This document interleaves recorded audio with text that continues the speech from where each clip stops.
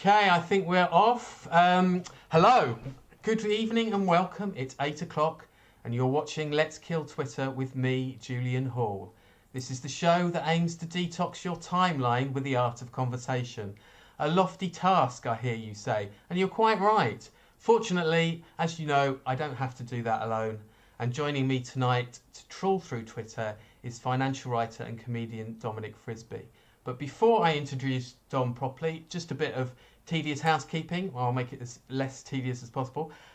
You can watch us live on Facebook, on Twitch, and on YouTube, crucially.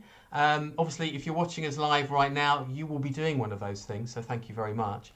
The record of this will be available on YouTube after the show. So if you know someone who would like to watch this, please do get them to check that out. And crucially, give us a subscribe on YouTube. I live for the subscribes. Equally, we live for the follows on Twitter. Obviously, it makes sense to follow us on Twitter. We're on where our handle is at LKTZoom, which you will see splashed liberally around this screen on my screen. Hang on a minute. I may have to mute our guest. Sorry. It's on my byline, and it's on the shared Twitter feed beside me, of course. And scrolling above my head is a lovely ticker that has our handle on. It has our website on. It has Dominic's handle on. The whole caboodle, essentially. And also, I'm very aware that this show was supposed to reach you on the 1st of August. It's now the 8th of August, but we got there in the end. So I'm just happy to be streaming. Now, I want to obviously introduce Dominic properly now. As I say, a financial writer, a comedian, an actor, a voiceover artist, you name it. I wanted to pick out a few highlights underneath those, I wanted to pick out a few those little headings as well. And yet again, I'm heckled by Twitch. Oh, the chaos. It's been 2 weeks, folks. So, as a financial writer, apart from being a regular columnist for Money Week, Dominic's also written for The Guardian and The Independent and a number of other magazines and newspapers. His books include Daylight Robbery, How Tax Shaped Our Past and Will Change Our Future. I'm particularly fond of that one because it came from Dominic's 2016 Edinburgh show, Let's Talk About Tax, which I PR'd, so I have to sort of declare that. Bitcoin, The Future of Money was Dominic's second book. I'm going in reverse order here, obviously. Sir Richard Branson, a big fan, as he exhorted, a great account, read it.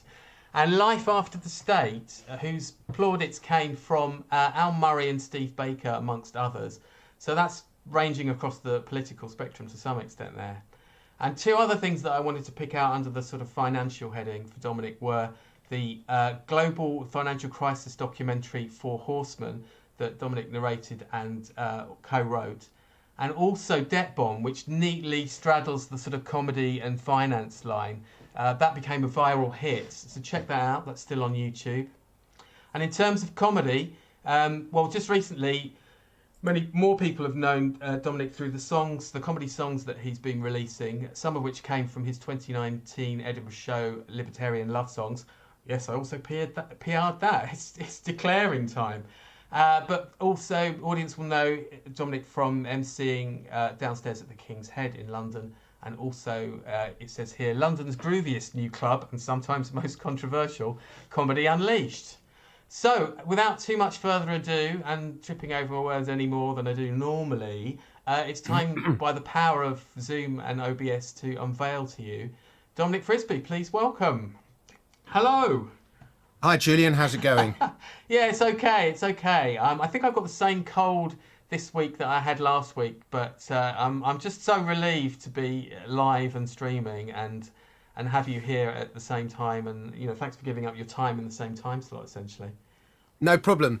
By the way, Richard Branson said, "Read it and glimpse into the future," or whatever he said about my book, but I still don't think he ever actually read it.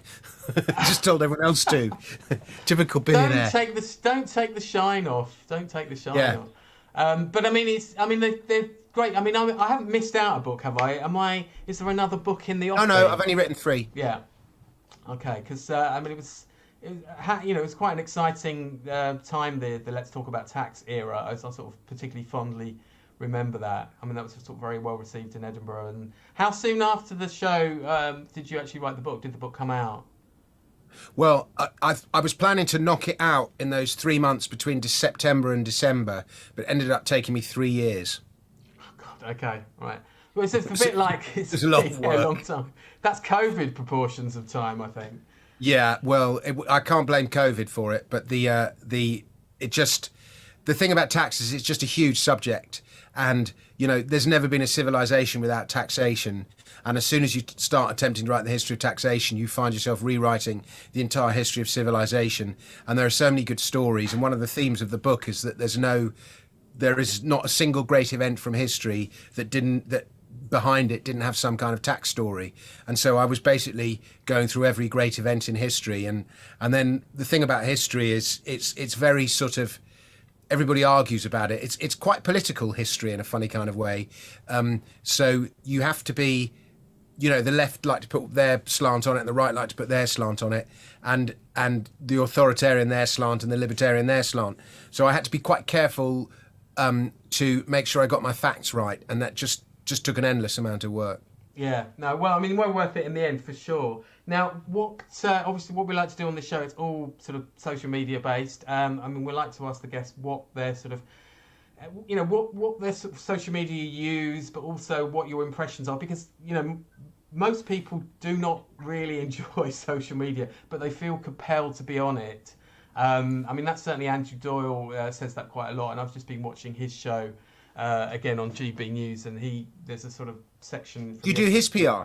I have done Andrew's PR as well, okay. But you've got this niche in unacceptable right-wing comics. Yeah, well, that's true. I mean, I don't even see myself as right-wing, but everyone else does. Well, I know when they announced the roster for GB News, I was thinking, wow, it's like my televised Edinburgh roster. I think there was some kind of survey a few months back of right-wing comedians that could be put on telly or something like that, and it's like, wow, that's my Edinburgh list. But yeah, who knows? I mean, what's going to happen in the next few years in Edinburgh in terms of who wants PR and all the rest of it? I don't know. I mean, it's quite weird to be in a situation where Edinburgh's going on and we're not there. I think this year is a really good year to do Edinburgh if you're a performer. And most performers haven't been able to get a show together. They haven't been able to do previews. They've thought to themselves, what's the point of writing a show if we don't even know if it's going ahead? We've only found out like last week that the rooms are fully opened up. But talking to people who are actually in Edinburgh, there's nothing to see. So if you're an act, there's very little competition. It's one of those years where you'll be able to get an audience really quite easily if you've somehow been able to get your show up there. Mostly free fringe shows. But I've noticed a lot of people who've got like their show on for 3 nights or something, they're all doing extra nights and extra shows. There really isn't that much on. So, and I think there'll be a real kind of, there won't be that many tourists. The audience will be mostly local. So you won't have that thing of, baffled Japanese people looking at your show or something like that. It'll all be, mostly English speaking. And I just think as a performer, if you can get up there somehow, this will be a really good year to do it. Next year will be really hard because the audience will grow on this year, but every performer will want to go up next year because they didn't do a show there this year. So this is the year to do, and next year's the one to miss. Oh, okay. Oh, I see. The fallow year sort of thing. Actually, yeah. just in case anyone thinks you're being glib about tourists turning up in your show, I need to sort of vouch for how valid that is. I was in one of Olaf Falafel's shows, and it was down when which venue was it? In the City Cafe, and then about halfway through, the entire sort of Chinese junior Olympic gymnastic team turned up at the back. Only in Edinburgh, let's face it. Yeah, well, it is only in Edinburgh. I mean, Alec Guinness refused to act in the West End anymore because he said the audiences aren't. He hated performing to tourists. I'm not knocking tourists, but comedy is the single hardest thing to understand in any foreign language. I speak 5 languages, and comedy is really hard to understand in foreign language. It's the hardest thing to do, and the most lucrative form of comedy is always visual comedy. Mr. Bean, yeah, Benny Hill, yeah, that kind of stuff. It just was huge worldwide because you don't need to speak a language to understand it. If you want to make a lot of money as a comedian, become a visual comic, is my advice. But the reality is, because comedy is so hard to understand, and if somebody's from wherever it is, and English isn't their first language, they have a completely different frame of reference. It's just much harder as a performer. That's all I meant by that. There was no slight of the Japanese. I'm fully on board with Japanese people coming to Edinburgh because that's what the Fringe is all about. No, just sure. don't buy tickets for my show. So, what's now? I mean, in terms of Twitter, you're a Twitter. So we mentioned Andrew there, sort of slightly gone off track. But you're a Twitter user. But how do you actually feel about using Twitter? I mean, do you enjoy it as a medium? Well, I use it for several different things, and I've got mixed feelings about it. There's definitely an emotion that comes over you when you start using it, where you get really wound up and you want to start arguing with people. Like, I've known Hal Cruttenden since I was 7 years old. We were in the same class as each other at school. We got the same grades in our A-levels. We are born on the same day. The first girl I ever got off with was at Hal's house when I was, 15 years old or something. I was wondering where that story was going, but that's fine. Yeah. Proceed. And it wasn't Hal. And we've had this incredibly intertwined life. We got married at the same time. We became comics at the same time, blah, blah, blah.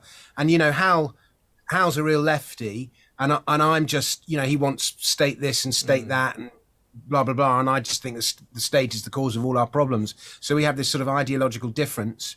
But, we had a massive spat on Twitter. I did witness that, actually. About a month ago, and it was got so out of hand, I actually phoned up Hal. Just said, look, Hal, it's me here. And then he was just screaming down the phone, you're a fucking disgrace. You're an absolute fucking disgrace. And I was like, whoa, Hal, it's me. And we kind of kissed and made up. But I remember thinking, wow, if Twitter can make you fall out with somebody who you've known since you were 7 years old, and we're both 51, so that's 44 years of friendship. It's a pretty powerful, enraging thing. Yeah, no, it is. Where I think Twitter is so I don't, and it's, it's really politicized the world. I mean, we're all politicized anyway at the moment, and I really wonder if social media is the cause. I sometimes think it is, but it might just be that it's.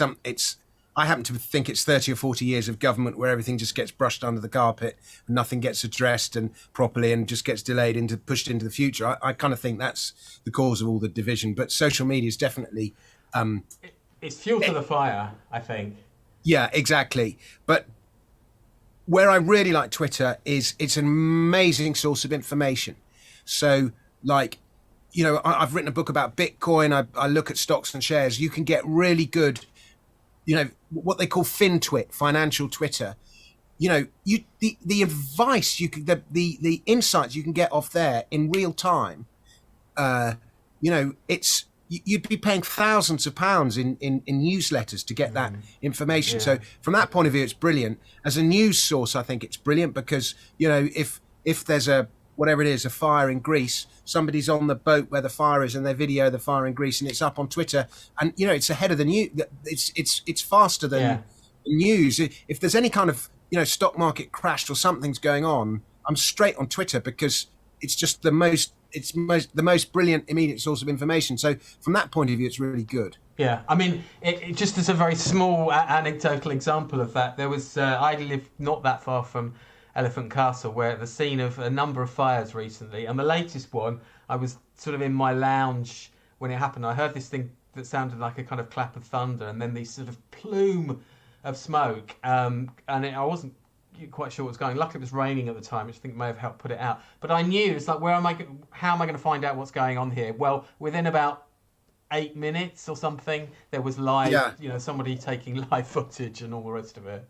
And like somebody's put this footage up of this fire in Kuwait, this tyre fire in Kuwait. The tyre fire, yeah. But that's just it's fake. It's been debunked.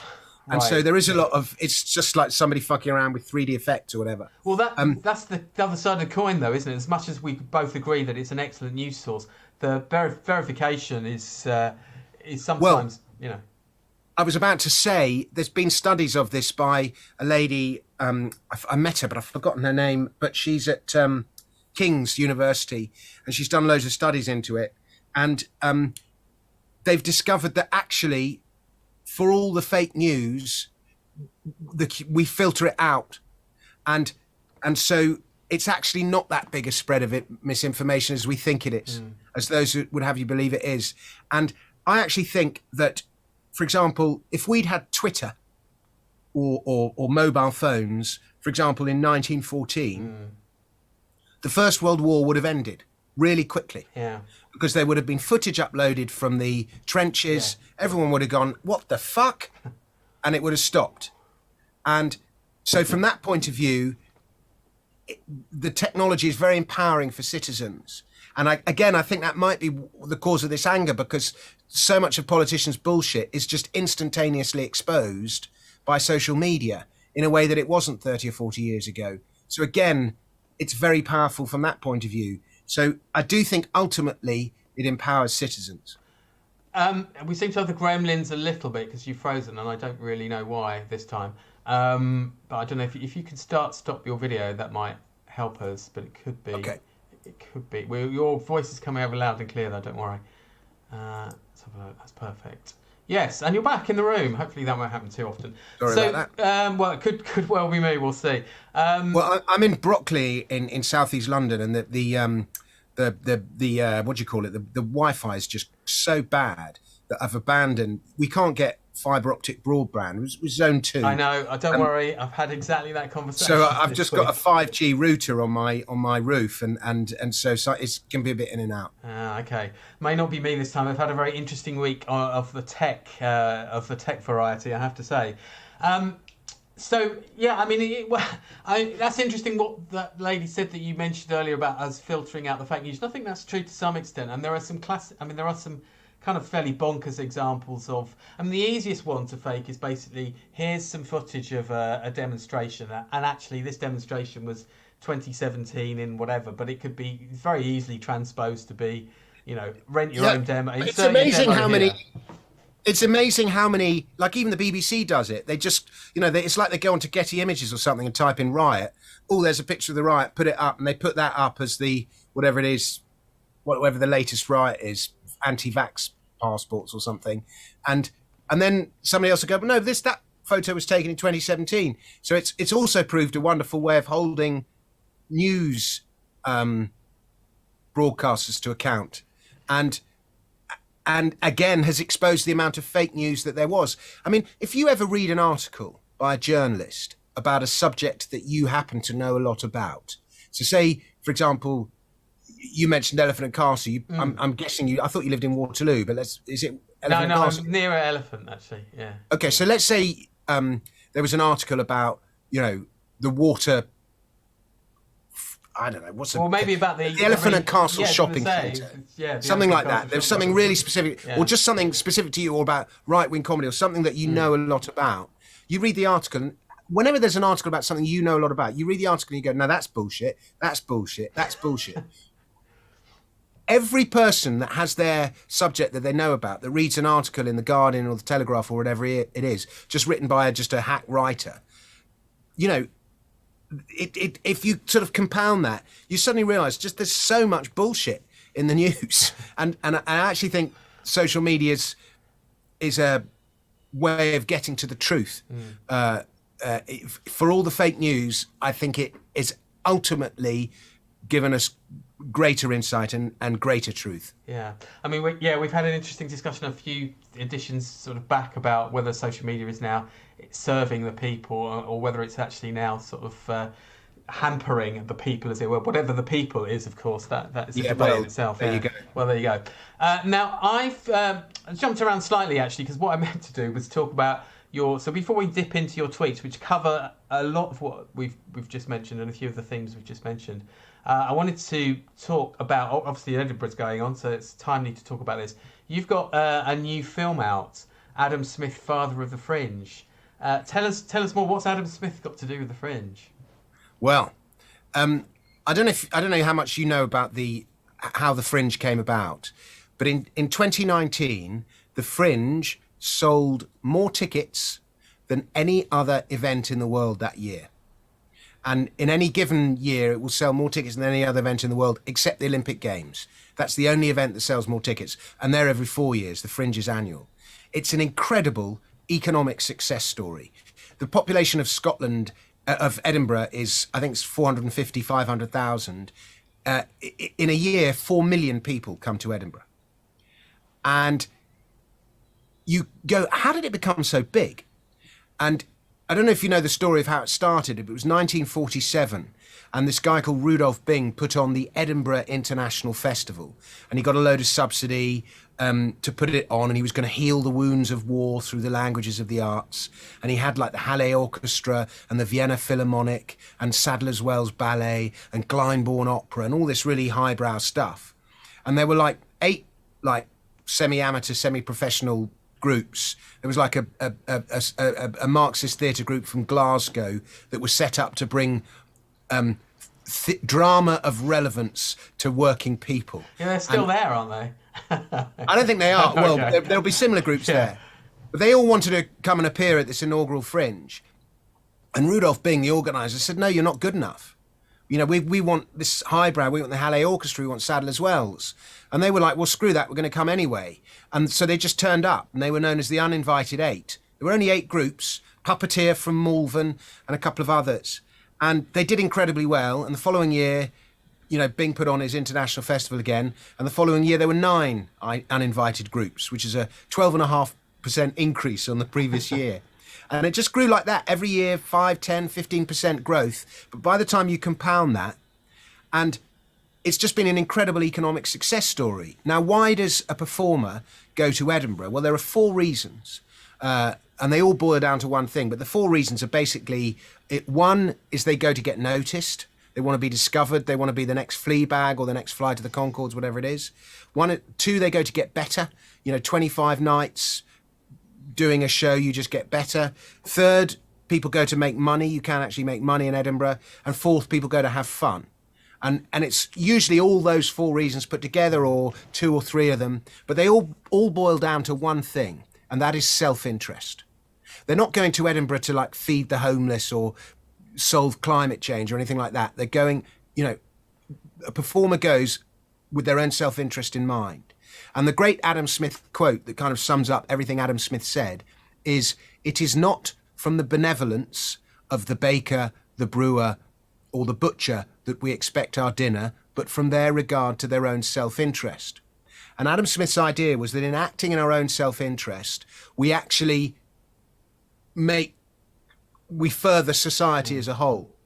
And this was his great philosophy that people still struggle 200 years later to get their heads round. And this started as a show in 2019, as a lecture, which took place in the room that Adam Smith finished Wealth of Nations in. And it was like a history of the Fringe through the perspective of Adam Smith. It was a sort of bizarre... I actually only wrote it the night before. I'd booked it in and I knew what I wanted to say in my head, but I had to do an all-nighter the night before to write it. But it's such a powerful story. It just went down really well. And so me and Alex Webster, the director, who's a friend of mine, we said, look, this was last summer now, there's a massive shortage of content on the telly.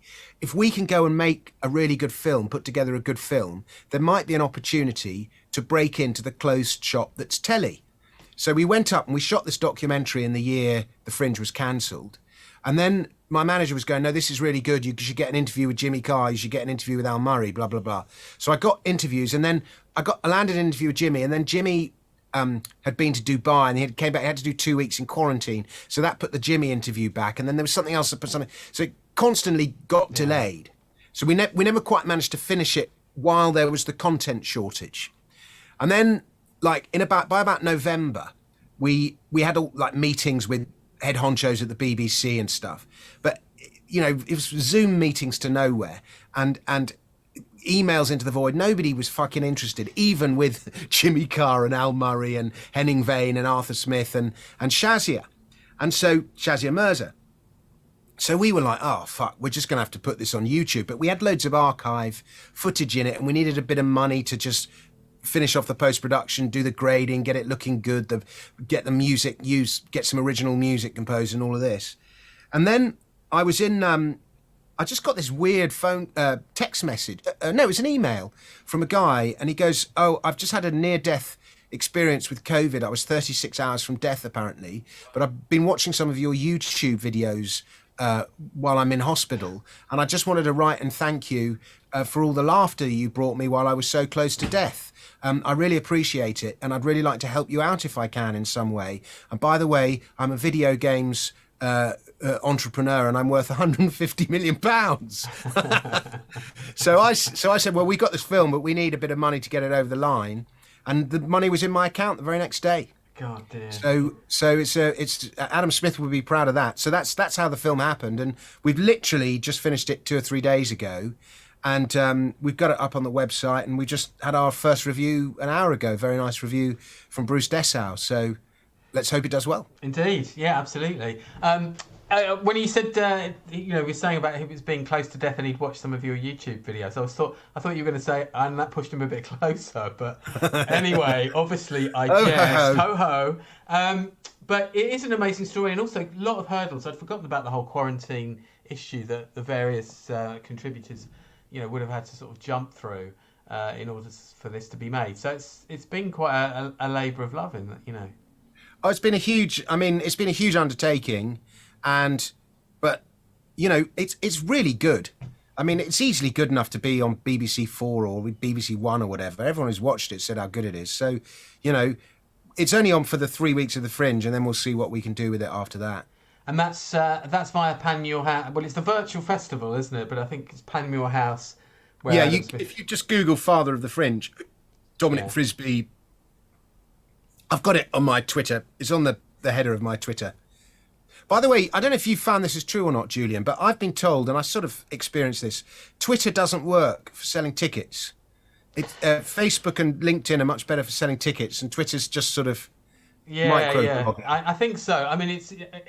I mean, I think Insta as well is quite important. Regrettably, I'm not even on that one. Well, I think I found your handle on Insta. Well, no, it's a fake account. There's a fake Dominic Frisby account on there. Shoot. Right. Giving people Bitcoin trading advice. Right, it's not okay, me. all right. I forgot about that. I do remember. There is one that's me, and there's another one that's just completely copied me, and I've reported it to Instagram about 1 million times. And he DMs. I get these messages from friends of mine going, "Why are you sending me these weird messages on Instagram?" And it's like, "Oh, fucking hell, it's not me." Actually, that's a really good point. If you want back-end support from people like Twitter and Facebook, then you could just forget it. You might as well just whistle in the wind. It is. Yeah, I mean, they're like really good at censoring wrong speak, but they can't fucking stop impersonators. And I think the impersonators ultimately do more damage than wrong speak. Well, yeah, exactly. So let us. You mentioned now we have, but essentially we've carried over the tweets that you chose for last Sunday to this Sunday, but there's obviously flexibility around that. And just a minute ago, you mentioned that you tweeted something this week about a film. Now, is that another film? Is there another film in the mix? Yeah, I'm trying to make a film of daylight robbery, the thing about tax. Okay. And there's a cryptocurrency called Decred, which is like a really cool cryptocurrency. It's got a whole community around it. And it's what's known as a DAO, a decentralized autonomous organization. Okay. Now I'm just. And the idea of DAOs are going to change the world. Okay, carry on. Yeah, I'm just scrolling. The DAOs are going to. Okay. Because you said. Sorry, I've been retweeting all loads of. That's okay. How far back is it? It should be. It's a bit further. It should be somewhere around about there. There you go. Somewhere around there. Right. Sorry. Tell us about DAOs. I need to be educated. So, if you think that the idea of Bitcoin is that it's a decentralized currency. If you wanted to, close down the pound, you could you could bomb the Bank of England and close down. I mean, you couldn't really close down the pound, but there have been previous attempts at non-state money, and they've all been closed down because they had what's called a central point of failure. They had an office or something that they could close down, a central organization. The idea of Bitcoin is it's decentralized. No one person's in charge. It's run by a network of different computers all over the world, and therefore it cannot be shut down. You can make Bitcoin illegal in one country or another, but you can't close down Bitcoin. And this power of decentralized technology, distributed technology, is incredibly powerful. And people don't realize how it's going to change the world. And the next step from Bitcoin, decentralized currency, is decentralized autonomous organizations. And so instead of being a company with an HQ somewhere, and you can close down that company or attack that company or do whatever. These organizations have no HQ. They're on the internet. They're borderless. You know, and one of these new organizations is a thing called Decred, which is it's a decentralized autonomous organization built around this currency called Decred. And the technology is really good, and they've got all sorts of interesting widgets, and you know, a lot of the techno geeks say how good Decred is, and I'm one of those. I think it's brilliant. But because of the system, they have built up a treasury of Decred that they want to invest in projects that will help move the Decred project forward. And so that might be, you know, infomercials or going to talk about Decred at a conference or whatever it is, stuff to do with technology. And the Decred community, so anyone who owns Decred, then votes on whether this proposal should be given the money to go ahead.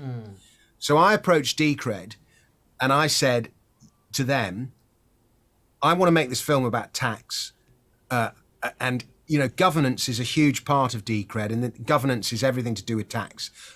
The people who like my film will be interested in Decred. Will Decred give me the money I need to make this film? And you know, the Decred watermark will be on the film. It'll be, you know, it would be a bit like, you know, Carlsberg bringing you the Champions League final or something like that. But also Decred would be Disney or HBO, as well as being they'd be the broadcaster as well as the sponsor. So I said I'd help raise, because Decred's problem is it has no awareness. So I said I'll help raise awareness of Decred with this film if you give me the money to make the film. So there was a big debate about whether they should do it or not. And there was all sorts of arguing over social media that went on for about a month, which was as vitriolic as an attack as I've ever had on social media, about whether they should do it or not. And there was all sorts of arguing over social media. Double and double here. Right, something interesting going. You frozen, and I think I may have somehow lost the stream. I'm not quite sure how. Hang on. And I think you're back in the room. Yeah, great. We've never quite experienced this before. So, yeah, okay. So the short of it was, we had the vote, and did Decred want to give me the money? And it was an overwhelming no. But unfortunately, I think it would have been a good project for me, and it would have been a good project for them. But they voted no, and so tough titty. So that was what that was all about. So the thing is, there are a number of us that haven't really got a Scooby-Doo, which is probably the name of an alternative currency, about sort of Bitcoin and the ascendant. I mean, what I do read is there's an awful lot of other kind of alternative